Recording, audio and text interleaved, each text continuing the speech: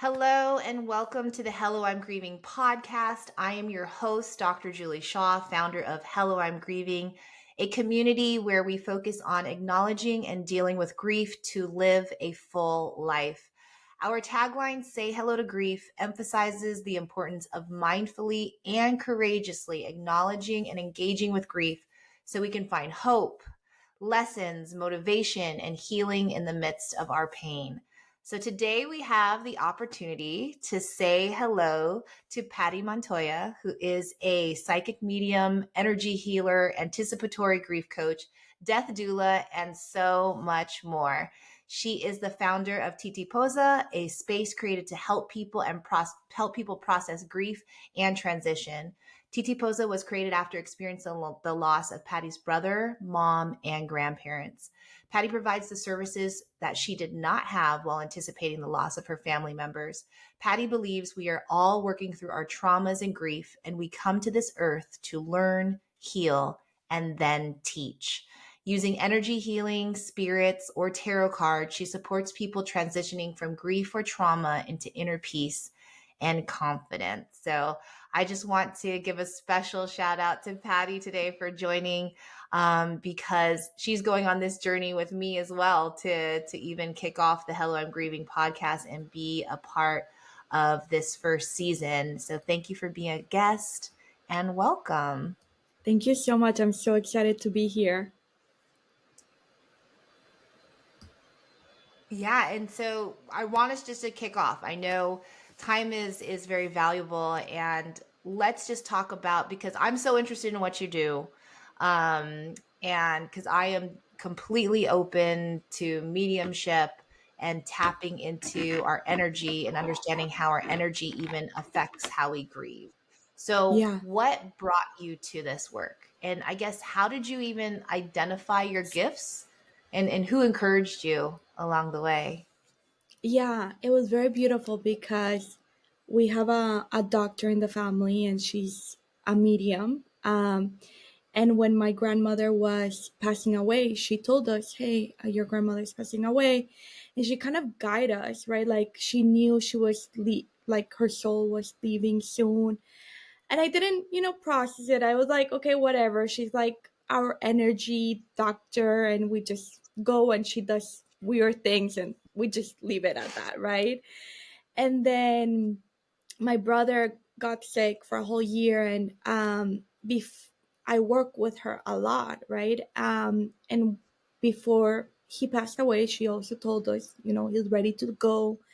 And one thing that I would never forget is when he passed away, we called her and she was like, he can still hear you. You can talk to him. And I talked to him and it was so beautiful. And my grief was so hard. It was just, I had already graduated high school. I was in Colombia, I was moving to the United States. And there's just a lot of transitions and just a lot of grief that there's no time or space to process this. I think, as you know, Julie, like losing a sibling is just so hard because their parents are grieving a different grief, your sister is grieving, kind of like there's just other people's grief involved, right? Um, so I feel like I never had like space, and in that grief, my brother showed up one day. Like I was crying so hard, and I saw him. I was like, clearly, I saw him, and I just put it away because I'm like, okay, obviously I'm grieving. I'm like crazy person, right? And then my mom passes away a couple of years after my brother, and again, our doctor was like, like talk to her. So I talked to her and I sat with her and I told her I loved her. And one day, a couple, maybe a year later, I went to see her and she told me, she's like, do you sing? And I'm like, I felt like she was asking me like, do you sing in a chorus or something like that? And I'm like, I mean, I sing in like my shower. I don't know if that counts. And she's like, your mom is telling me that you should sing more, that she loves it when you sing. Obviously, I started bawling, and she's like, you cry too much. So like she's showing me the little like teddy bear or something, like a hug it, like just feel your mom there, like just. And I feel like that was the first instance that it just clicked for me. It was just like thinking back to that moment. I was like, that was the moment that was like everything made sense. My dad would tell us like, "Oh, your mom sent this message." My dad doesn't really believe it, but Mhm. it's just weird. It's like he trusts her with his life, but he doesn't like really believe it. So, but he would be like, "Your mom sent this message and that." But then when I felt it, and she gave me very clear directions of how to kind of like hold my grief and have space for my grief, I was like, so now I sing and I think about her and I sing for her, and I have this plush toy that I sleep with Mhm. and I hold when I'm crying. And that was kind of a big instance for me of realizing, okay, there's this beautiful like process that could help people. Um there's so much more, but I don't know if you had questions about kind of that story I told you. Yeah, yeah. I mean, I'm even wondering, how do you deal with, right? And again, people that are listening, some people might believe, some people might not, some people might be open, some people might be thinking about this, how we still have these connections. And how did you think that, when you talked about your dad, how you said, he doesn't really believe in this. But then also understanding the gifts that you have, how have you been able to communicate that, and has he been more open to discussing it, talking about it, or being more engaged with your gifts and these messages? Yeah, so um basically I started working as, I mean, training really as a medium with an amazing mentor I have in Seattle. And she's like, I was struggling with receiving so many messages. I've lost so many uncles and family members, and I just like they're always there. And she helped me kind of like figure it all out and put it in place, and just kind of, I call it office hours. Like I'm open, I'm closed, right? Like it's a lot. Yeah. Um and as I was working with that, I also kind of work with understanding, hey, this is something that helps me and might help other people. It's just one tool, right? Some people do sports, some people Mm-hmm. paint, some people cook, some people wanna have this message. And I've seen it with my clients. For example, I had a client that I saw on Friday, and like she came to me because of energy healing and grief. And then I'm like, your mom is here. I don't know if you wanna kind of hear her out. And she's like, wow, I don't know. And I'm like, I'm a medium. I don't know if you knew. And she's like, just like So you all were working on something else, and I'm then something your mom. else. Yeah. Oh wow. Yeah. Okay. Okay. And I'm like, there's a message from your mom. I tried to be very kind of discreet and just, Mm-hmm. and I told her, your mom is here. She has like a beautiful message. And I started telling her, I told her, like, I see a Virgin Mary. I see like a light, like a blue light, kind of cover, like wrap. I don't know why I keep saying a Virgin Mary. Like, I don't believe in Virgin Mary. Like, I don't know, right? And she's like, oh my God, that's exactly the mess. Because I told her, go talk to your mom, write a letter, like channel. And she's like, that's exactly the same message I got. Thank you so much. And I think that So she had it's, also received a message that had the Virgin Mary in it?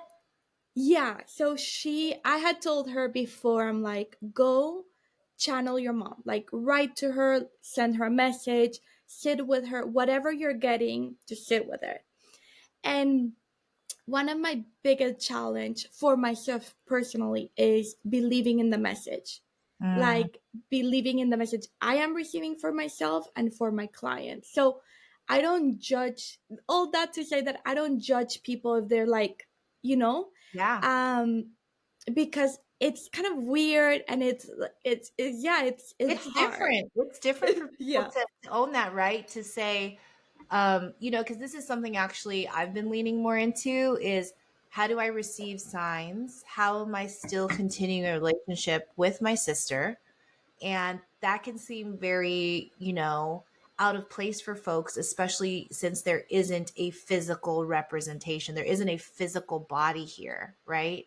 And And when we do receive these signs or these messages, it can be hard, like you said, to even validate them for ourselves, to say, yes, this was a message from my loved one, or yes, this was a message from my person.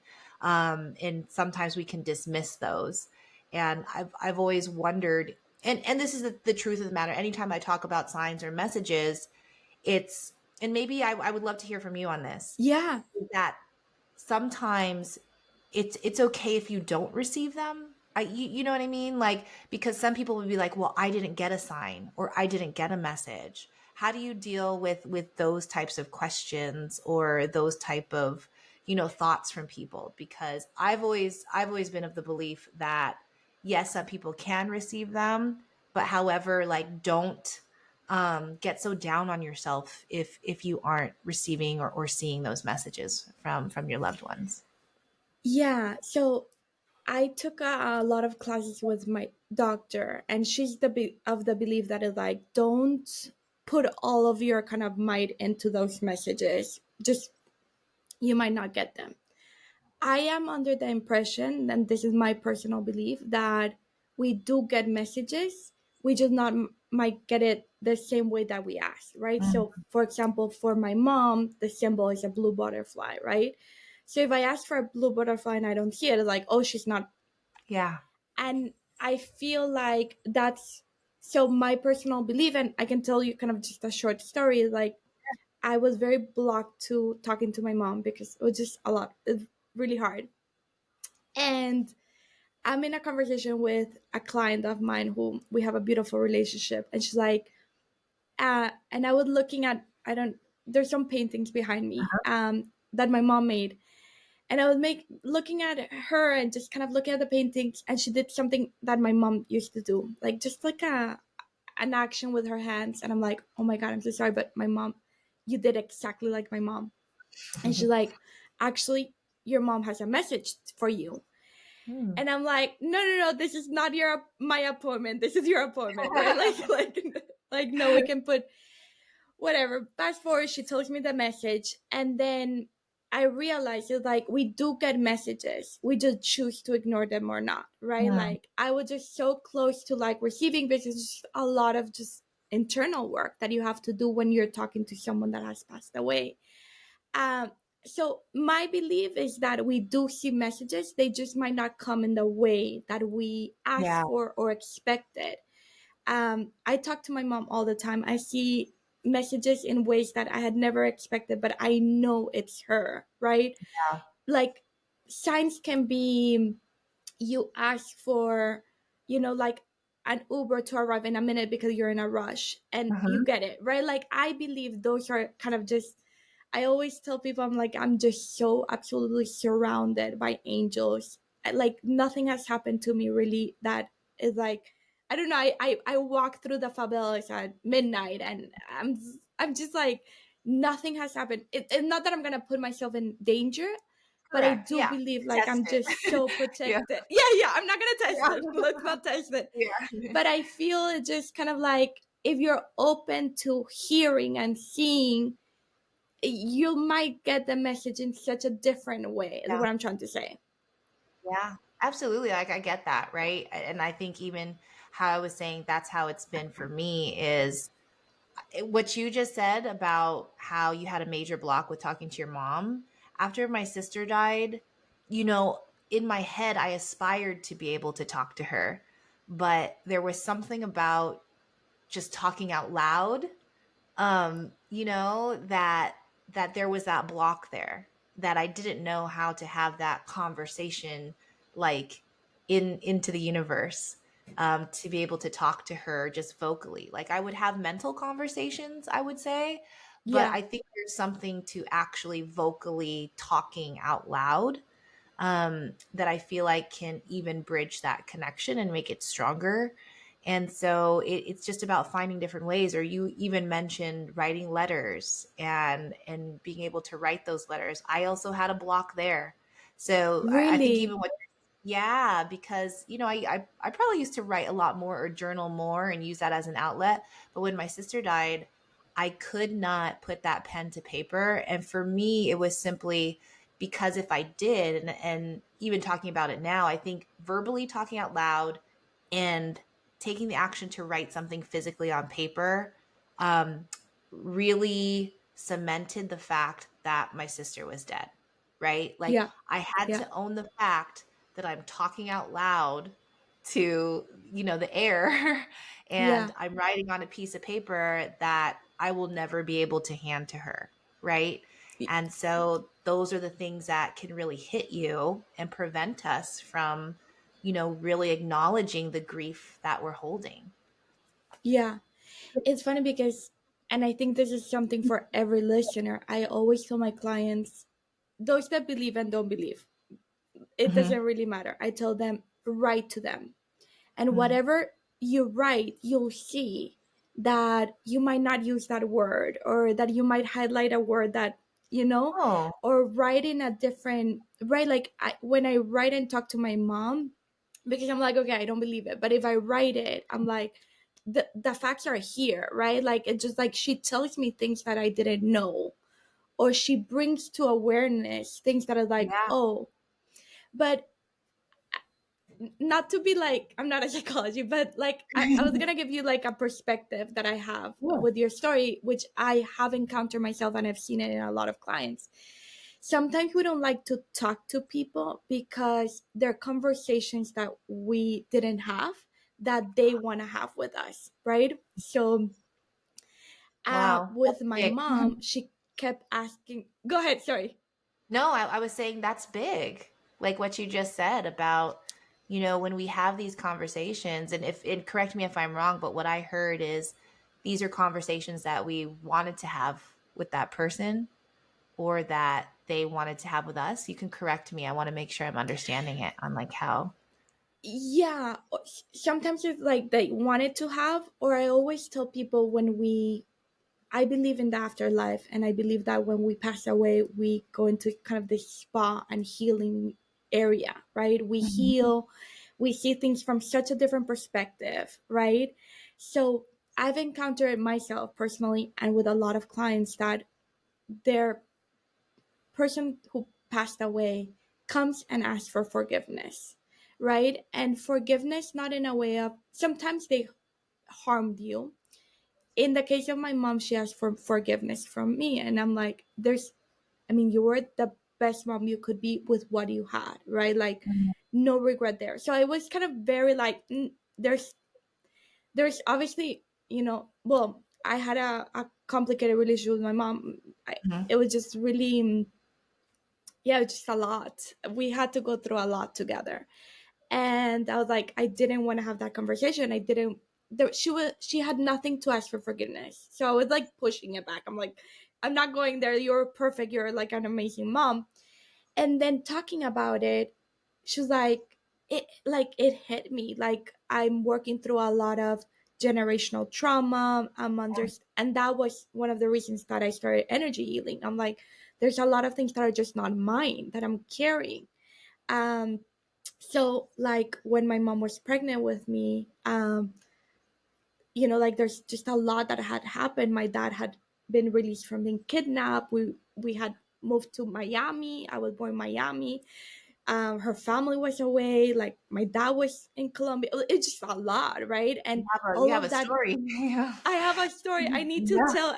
This is not the moment, I know, but I do feel like all of that was kind of. I believe that you inherit like emotions also from Absolutely. I prenatal. do too. I do too. My So, mom talked about that with me too, that she was going through a lot of struggles, and I'm a daughter of an immigrant as well, and understanding like how for her to get over here to the States. But she talked about how much she cried a lot when she was pregnant with me. And it's interesting because that's one of the stories that they tell about me as a young child, is that I cried a lot. Like, and she always says like I was the only one that could make you stop crying, but like you were. And my aunts and uncles will tell me that too. They're like, you just would not stop crying. And you think of those connections, how my mom now tells me this story about what she was going through when she was carrying me, yeah, and to understand what else has been passed down and that lives in my cells and in my body. yeah. And I think that that's a grief we're doing, right? I feel like grief is just a transition. We're just kind of like letting, kind of saying goodbye in a Mm, way to that part of us or that situation, and saying hello to this new world, right? yeah, Like I feel like when you say hello, I'm grieving, it's just like I'm transitioning. I'm this new person, or I'm in this new situation or in exactly. this new place, and it has effects on me. But thank you so much for your story. It is beautiful to see like someone so aware of their emotions and Mm. kind of what they're carrying. I'm getting there, and I Yeah, feel like I feel like that's been exactly what you're talking about. It's this new transition, right? And grief is what was the catalyst for that transition. It was it correct. was it was the thing that kind of, I think, with any of us who really deeply understands grief, is it shakes you up, it breaks you open, it changes you completely. And so it's, in a way, it has pushed me to get more in touch with my emotions, and to really understand what are the internal dialogues that are going on, what are the different, things that I may have been pushing to the side that I want to ignore, where now I'm in this space of, yes, saying hello to it, and like welcoming it in, but then also understanding I could say hello to you now, but I might have to like put you to the side for a second while I process some things. But it's a whole journey that we go on, and just encouraging like listeners to be able to say, how can you open yourself up? Because as much as we're afraid of some of the painful things that can come out from it, and opening ourselves up, that when we go through that pain, that there can be something really beautiful on the other side, if we allow that. 100%. I think that, and I think that's kind of where mediumship can really show you like they're okay, you're surrounded, and life continues, like I'm just in a book club and we're reading Man's Search for Meaning. Oh yeah, Viktor Frankl. Yeah, Hmm. and we're talking about that, how after all of that suffering, he Mm. found like, like life continues, and there's things that I can be joyful about. And I think that that's so beautiful that we're not stuck in our grief, right? Like I think grief is just, I kind of carry it like, yeah, like a badge or just something that happened, but I don't want it to define me. Like Mm. this is, and I really believe that when my brother passed away, I started learning about, I was raised Catholic, but it didn't answer my questions. Like just the Hmm. religion wasn't answering kind of, for example, why do we not celebrate death like Buddhist, like, Yeah. or like in India, like they do. I was in India and like a body just passed and there were like parades and just happy for this person. And I'm like, if we're all gonna die, like it just made no sense, right? Like, and it's like, but a kid cannot die. It's like, there's no rules. Like, there's no hard rules here. No rules at And I all. That's think, also a hard lesson. yeah, and I feel for me it was kind of like, I don't know, I went into this grief learning process, and I really believe it was something that I needed to do. I knew when my brother died that it was like there's something here, I don't know what. And then when my mom died, I was just like, I get it. Like You there's gotta. just, I need to work with people that, um for me it was kind of like I didn't have any support. There was no, I was in Colombia, there's no, it was just a lot. And it's like, and you're the caregiver in a way or another.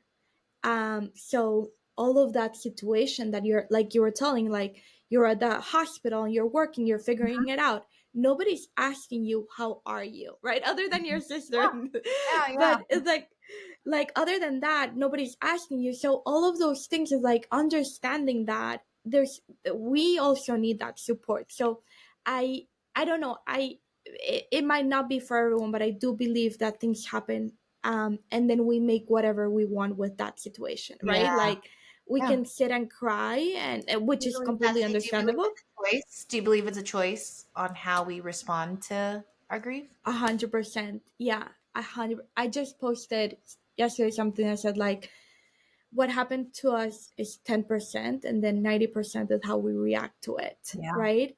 Yeah. I believe that there's so many choices, and I'm not saying there's a bad choice. I'm just saying you choose what you want to do with this. Mm-hmm. Like for example, with you're a coach, sorry, you're Mm-hmm. like a basketball player. With that experience, you're like, how do I want to be a coach? I have all of this experience.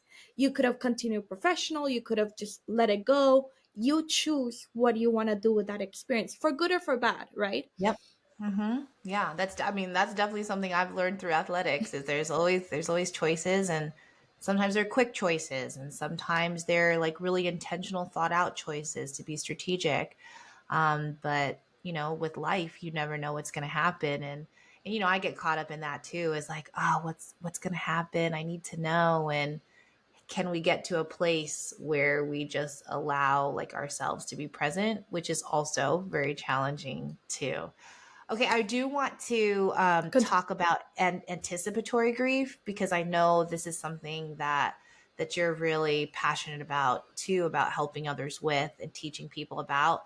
This one struck a chord with me because anticipatory grief was something that I learned about after my sister died, and which I absolutely wish someone would have just told me about, because in the midst of everything that was happening, I did not know I was actively grieving. And so a lot of people will think that you only grieve the death when someone has died, like after. Like you have to wait till after until you can start grieving. When, especially like in my case or in other people's cases where you actually do have like a long death or an impending death or an impending loss, that you are grieving in those moments. And I felt so lost, and I didn't receive the clarity until I learned what anticipatory grief is. So talk about how you help people through that and even prepare them. Yeah, first of all, I am in on the same boat. Like I didn't hear about this word until much later. And when I feel like when we label our emotions, it's just like, oh, okay. Like, Yes. like this is what I'm feeling. So let's start with what is anticipatory grief, because some people might not know. For me, anticipatory grief is that grief that we feel before something kind of dies or passes away, right? So in my case, it was just that feeling, that grief that I was feeling, knowing that my brother was gonna pass away. Like when you have like, they're passing away, like that's kind of that feeling. A lot of, I think, emotions that I felt, that I hear from my clients as well, that I think is very important to reiterate that it's normal, is, oh my god, I wish they were died, they died now, because it's so painful. So my brother was sick for a good 12 months, Yeah. 10, 12 months. Mm-hmm. It's a lot. It's in and out of hospitals. You have your life, right? I was in high school. I was applying to colleges, SATs, all of these things. um and my parents only had kind of time for my brother, right? So Yeah. you're going through a lot. um I would tell my doctor, for example, I would tell her I have like nightmares of his funeral, right? So you're imagining kind of the funeral, and you're also planning of after he dies or they die, and you feel horrible, or at Yes. least I know I did. So I think that is really, really normal. I just want to put it out there because I feel like we sometimes we just need to know that we're not bad people. It's Yeah. just normal emotions that we're feeling. I mean, that's really, really great to just call out and tell people. So I'm glad that you said that, because I know some people will probably be listening and being like, "Oh my gosh," it's that feeling of, "Am I a horrible person? Am I a bad person?" Or I know some of the thoughts that I went through, like, "Will I make this happen? Will I be responsible just because of my thoughts?" Right? Yes. and and so it's like, oh my gosh, I can't think this. And I think the permission that we have to give ourselves to say it's normal and it's okay, because then we can't verbalize it out loud to anyone. So now it's this cycle of now we're internalizing all of this and not sharing with other people that I'm having these thoughts. And those thoughts are completely normal, exactly what you said. And I am also really glad that you said that there's also part of you that starts to recognize or acknowledge in some way, like it may be better, right? Like that you see them going through pain, and our stories kind of are very similar. My sister was in the hospital probably upwards to like 9-10 months as well, and there were many times where I told her it's okay, right? It's okay if you leave, it's okay if you go, right? um because you have to make choices on what is going to be her life if she does stay hooked up to a machine, what's going to be her life if she doesn't um, fully recover. So being able to recognize that can be very, very hard. All right. So, again, just talking about how we can have these different thoughts running through our head that's involved with anticipatory grief. I mean, how do you, I guess coach people through this, educate them on this? What are some things that I feel like could be something that people practice as they're going through anticipatory grief? Yeah, so the main thing that I do is really, first of all, is kind of energy healing. It's kind of taking away a lot of that anxiety. I think anticipatory grief is anxiety, right? Anxiety, that idea of like what's gonna happen and we cannot Yes. control it, right? So helping them with, I do Reiki, energy healing, just whatever I have to kind of lower that anxiety so they can kind of think and function, right? So that's kind of the first step. Then it's really kind of talking, a lot of talking of like, okay, what are your worries, right? Like anticipatory grief is a lot of like, I don't know if I'm gonna have financial security. I don't know what to do to my kids. So it's a lot of like, let's talk through it and let's be honest, right? Let's be honest about, you know what, my dad wasn't that great of a person, but I do want to be there. Okay, let's. How do we want to work through it? Because one of the things think I think we do a lot is that when someone passes away, they become this hero, right? They were Mm, this not that great person, but all of a sudden, he was a great father, a great mother, a great sibling, and we just idealize them. And I think that when we idealize a person that we had kind of a conflictive relationship, it's hard because we cannot really grieve that kind of like, like all yeah. of those emotions are still there. So it's a lot of like planning with the understanding that this is a safe space, right? If you want to tell me about your dream or your desire that this person like finally dies because you're so exhausted, Mhm. we're in a safe space to kind of release that energy. So it's really a lot about that. The second part is, or third or whatever, it's really, I do it Another really kind of, part. Another part. another part, yeah, let's not count. It's a lot of like, what do you need help with? How do you ask for help, right? So that's something that I think that people, I don't know your situation, but people at the beginning, they're sending flowers and baskets and things and really, really helpful. And then they move on, which is Correct. totally understandable. Like, I'm Mhm. not judging here, but we don't. And we don't know how to Going. organize. Yeah. Yeah.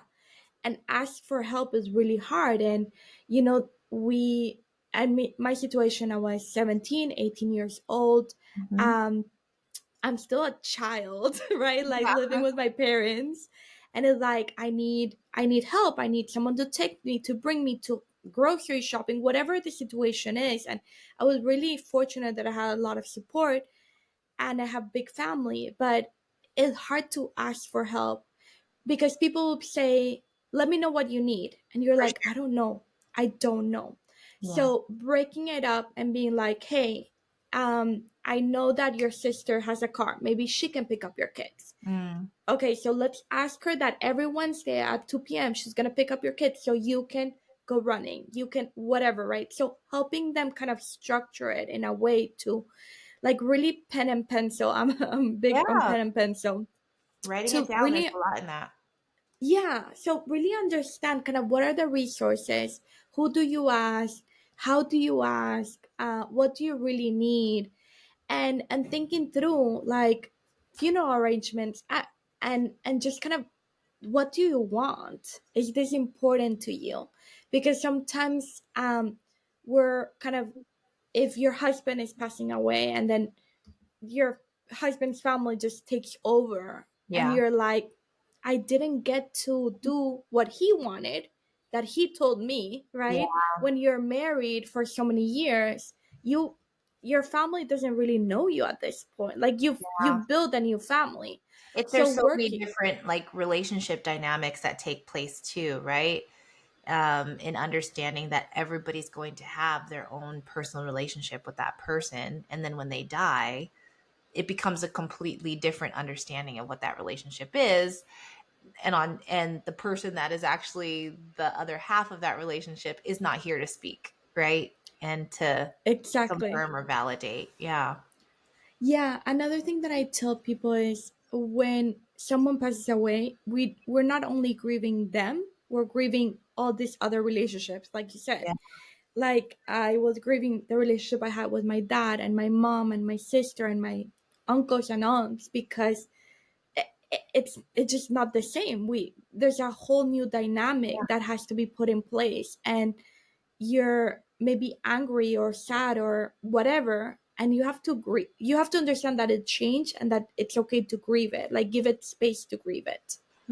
Yeah. And I think, when we're trying to create that space, it can also be hard for us to even set the boundaries and to understand what type of space do I need that is going to be beneficial to me and also beneficial to others, right? Because sometimes before, it's that whole saying of you can't pour from an empty cup, that you do have to take care of yourself first before you are trying to take care of other people. And we can get caught up and rush into that, and try to help so many other people when then we start losing parts of ourselves, which is a whole other grief. Like we're grieving that person that we were, and how you said transitioning into someone new. I know you've said so many great things today that I know we could keep on talking. I want to wrap up with two closing questions. Yes. um, and hopefully it can be something that could again help others say hello to grief, Yeah. even just learning everything that they have. And I really, truly appreciate how you gave dynamic understandings, and even mentioning that everything doesn't have to like be all perfect, even the relationships that we had with the people that have died, right? Because it really struck me moments ago when you were talking about how we idolize people, or we have this idea of them, when it's really that honesty, that if we can have those honest conversations. And I'm sure that's where like you come in when you are working with people and asking them these questions, because I wish I would have had somebody to ask me those questions. And I think even 3 years later, I still want people to ask me Yeah. questions. Okay, so I'm going to ask you these two closing questions. Okay. So, if you were to say hello to someone today who is grieving, what would you say to them? That's a good one. I think I would ask them about the person who passed away. Like, tell me about that person who passed away. Nice. I love that. I love asking that question too, right? Yeah. Because it gives people an opportunity to actually share, and we want people to ask us those questions. We Yeah. want to talk about it, but it's so awkward, right? Yeah. So giving For people some, that I don't know. space. I'll bring it up every time I can. That's probably why I started this podcast, so I can just talk about it more. I love it. Okay. And then the second question is, if you were to say hello to your own grief today, what would you say? I would say, I see you and there's space for you. Nice. Yeah. It makes it seem, and I think that's what this is all about, like that invitation to have a real conversation. Yeah. Yeah. I Yeah. think I didn't get that. I didn't get that space. I didn't get that. People didn't ask me. And I think it goes back to that. We just want to talk for good or for bad. And we don't know what to talk about, right? Sometimes. So you just need to ask the right questions. Yeah. Yeah. And how we can be more intentional about the questions. Cause you're even making me think of like how we can just sit with our own grief. And I've told people this too, is like, ask your grief questions. Like Yes. think about it as a real thing. Imagine what your grief looks like. You can play with it that way, and ask it questions, because I'm pretty sure you'll be really surprised at what it says back. And I think if we can listen to it, and how you said, like, I can make space for you, then Yeah. it makes it a somewhat easier conversation when you continue to practice, right? It might not be easy at first, but when you continue to practice, it can get easier. Yeah. It's a process for sure. Yeah. All right. Well, I just want to thank you so much for being on the show today. And where everyone can say hello to Patty is you can find Patty, and please follow her at titipoza.com. That's TITIPOZA.com. Also on Instagram at Titipoza Coach. So TITIPOZA Coach, COACH. And then also on YouTube, you just started a YouTube channel. So also Yeah. at Titipoza, love it. It makes it easy for everybody to find you and say hello to you. And then also in closing, if grief has taught me anything, it is that our time that time is our most valuable resource. So thank you so much for giving your time today. Thank you for taking time to say hello to grief today. There are so many people in this world grieving the loss of someone or something. And it's not my goal to reach every single one of them. It's simply to reach one. And I hope that person is you. I hope you took at least one thing, just one thing from listening today. I know I've taken so many that helps you on your journey. So take the time to say hello to your grief today. And better yet, say hello to someone else, because you never know who you will be greeting in their grief. So, as always, I would love to say hello to you. So, follow me at Hello I'm Grieving on Instagram or on Threads. And let me know what resonated with you and what topics you would like to learn more about. So until next time, I look forward to saying hello.